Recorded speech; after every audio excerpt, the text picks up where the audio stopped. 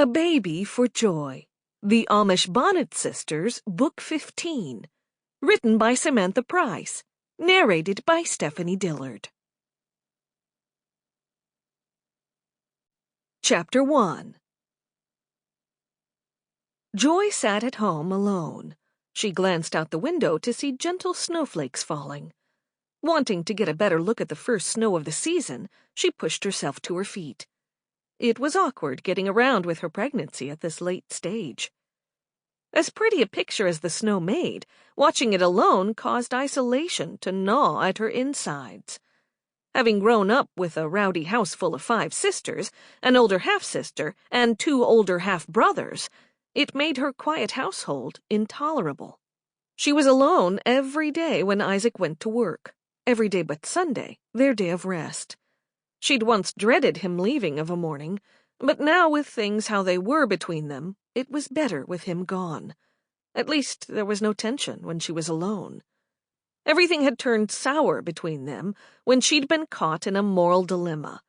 Only she knew the full truth of the matter, and it wasn't what everyone thought. If Isaac hadn't reacted the way he had, she would have happily shared that information with him. He was a stubborn man. She'd only recently realized how much so.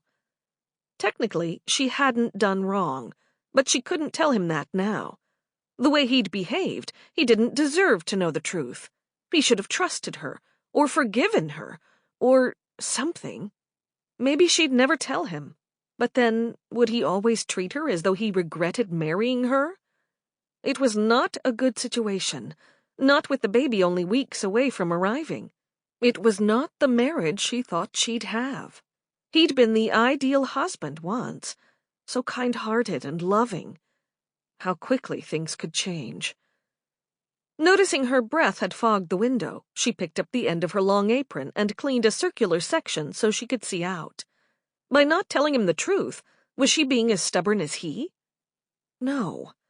She had to stand her ground and see how long it took for his heart to soften.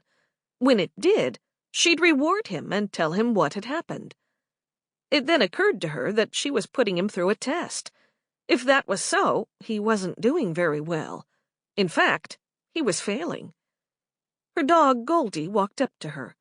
When she looked down, he licked her hand. His dark eyes were fixed on hers, full of concern. Patting his head, she said, "I'm okay. We'll get through this." Then she turned her attention to her belly. "Everything will be okay when this Bopley arrives. It can't be too soon." Sample complete. Ready to continue?